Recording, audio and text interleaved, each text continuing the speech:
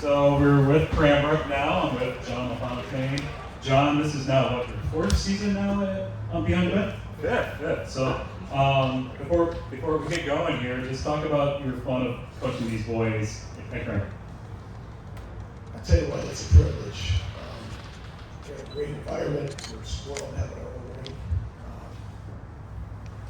We have some all 5 years young men that are down to earth and just want to be a part of the team, just want to work hard. So it's a privilege. And talk about Division III. We've talked about this on Hockey Time. PD has talked about this. Division III is just kind of gone. Some says like going into the playoffs, like that's the toughest one. You guys have had some tough regionals and quarterfinals get there. Just talk about how tough Division III has been.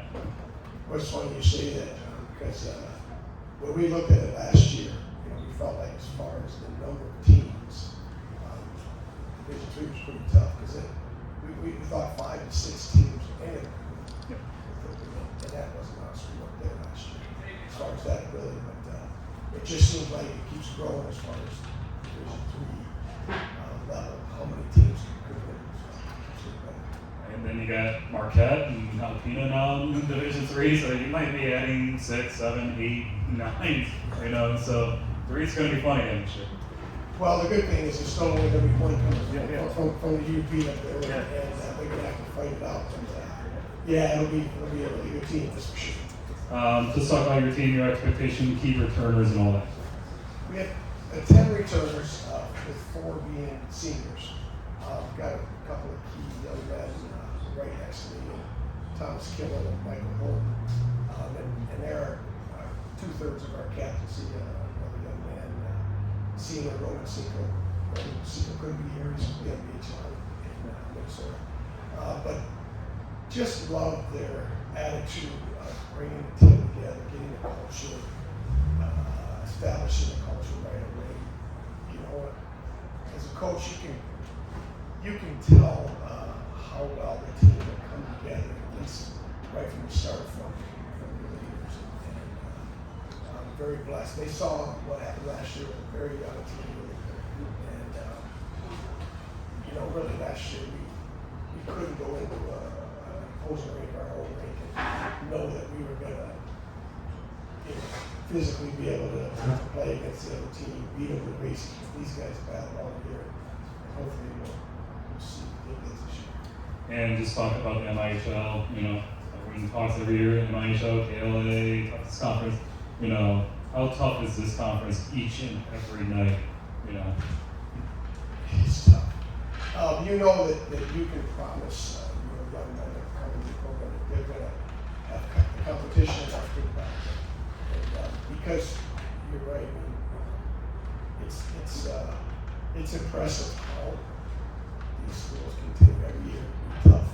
You think they're going to have a good year or a down year, and they're just as good as they were the year before. And all the teams will try to give credit to the coaches in this league is by then really got that much better. I think it obviously helps to get the competition. And just going to you guys, talk about your guys' expectations going into this season. I think my expectations for this year are just kind of bringing the team together in total and just having everybody really be able to win together and fight together and just build off what we had last year and just continue to do that for us. Yeah, I think our expectations for this year are definitely a lot higher than last year. I think we all know that we just need to keep building off of each other and keep growing. I think we all know what we want to do this year. I think we all know how we can do it. So. And then, what do you guys love about playing high school hockey? Playing in front of your student body. I've been to Cranbrook games. They're packed, especially for a big game. But just talk about the joy of playing high school hockey, playing in front of your student body and all that. I think that's actually one of the main reasons I'm actually coming to Cranbrook. I'm from Colorado Springs, on the border of Cranbrook. And I feel like Cranbrook really gives me the opportunity to be not only a border, but be a part of the hockey team, really get involved in the school, and have a sense of school spirit, which is extremely important in high school. Yeah, I think one of the best things about playing in high school is the guys that are on your team, the guys that are at the rink, you see them in school all day. They're in your classes. You see them during your free period, at lunch, in the hallway. And I think because of that, you end up looking forward even more to coming down to the rink every day after school to just hang out with the guys before practice. And sometimes you get so lost in the fact that all your friends are on the same team that you actually have to play hockey. You guys have any special team activity, any special trips this year, going up north or going to Ohio for a game this year? We're making basically 2 trips, one to Traverse City at the end of this month, I guess before Thanksgiving, and then we got a couple of games to play at Mount Arena, which is a nice opportunity there.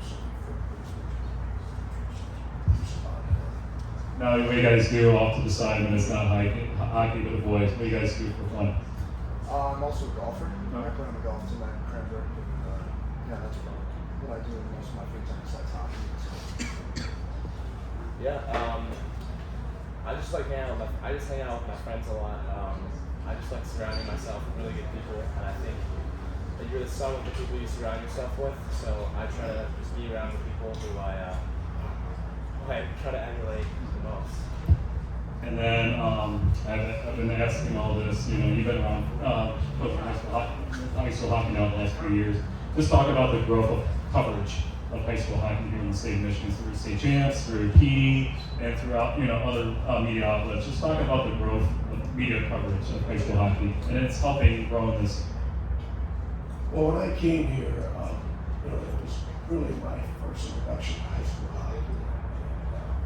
I was blown away when I first got to watch your guys' team, Sean, Craig, what you guys do with state champs.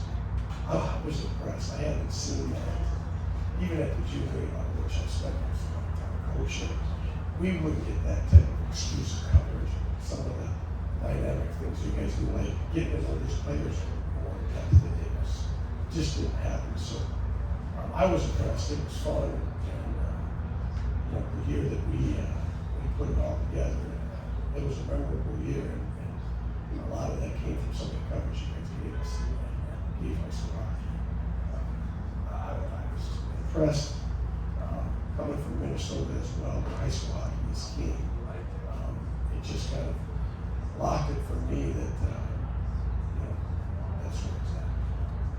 What do you guys think, of all this coverage? Not from me, obviously, we've been covering you guys, BDW guys, just seeing like the other teams in the MIHL or your friends on other teams across the state.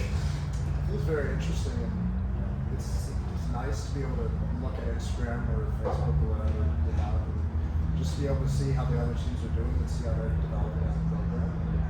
It's obviously extremely fun to be able to see yourself on Instagram. Yeah, I really think all of this coverage from Michigan high school hockey is really starting to help grow the game, and it helps get a lot of new people from whether it be from AAA or from wherever to come play because they see all the YouTube videos and the Instagram posts, and I think it's something that they want to be a part of. Yeah, especially when you guys did the starting lineup challenge at the MIHL ALA showcase. I think. Who was behind that one when we were in the locker room and you guys was reading off the lineups? I'm pretty sure it was Roman actually. Yeah. So, all right. So, any other questions? Obviously, PD has you and. Yeah, Coach, every team, every program I've ever been a part, there's always a moment in the calendar where you're like, all right, the team's starting to get it. We're starting to click. We're starting to buy in. The team's starting to gel. When is that moment for Cranbrook in the schedule, or when do you tend to kind of see that over the last couple of years? Is it the Traverse City trip? Is it the MIHL showcase? Is there some kind of date in the calendar? No, it's a great question, PD, and it's funny because that's when our focus as a coaching staff on this year's team. We have so many new players that to our varsity team, new to the school and new to the hockey program. And we know we're going to have more patience than normal for them. And I'll be honest, normally it's middle of January, third week of January, and you can see guys are starting to believe in each other, starting to come together, and then you start to put a little run on at the end of the year. And every team is different.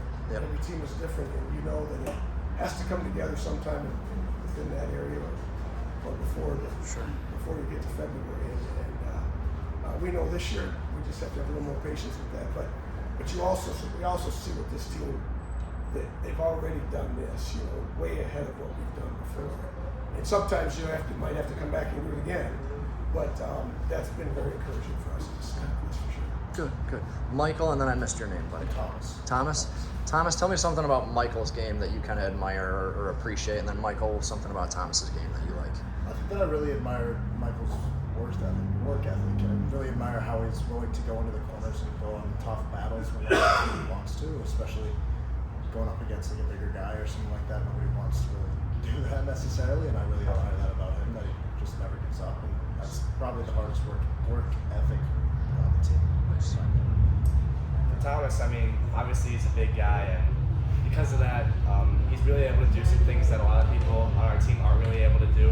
And I think he's able to provide kind of a bit of a fear factor for other teams. You see 6'5", 200+ pound kid coming right at you. That's a little scary. So I think he's able to provide slang with that many people are just not able to do. All right, I have a couple here for you. So obviously, Cranbrook, if I'm reading this right, has 18 state championships over their entire history as a school. Obviously, you two play for the school. Is there any added pressure being put on you being such like a winning program and culture? Yeah, I think one of the main things I do when I walk into the rink every day, I look up at those banners that we have, and I always wonder I always think about how cool it would be if we were able to add another. So I don't know if pressure is really the right word, but I think it's really something that it helps us take it extra seriously because we know we've been there before and we know what we're able to do. And then you want to say something about that? No, it's kind of along the same lines. All right, and then obviously you had two new goalies to the program this year. Has that changed anything with belief on the defensive side of the puck? Obviously, one from I believe was a transfer student from New Jersey. If I'm correct, has that changed anything on the back end for you guys? I definitely feel like it's made a better dynamic, especially with the D-core, just having a lot of trust, especially in our goalie, because that's a huge part of playing defense and being able to trust that your goalie is there to back you up if you make a mistake. And it definitely adds a lot to the team to have two very good goalies from their history. All right, go. Good luck, you guys.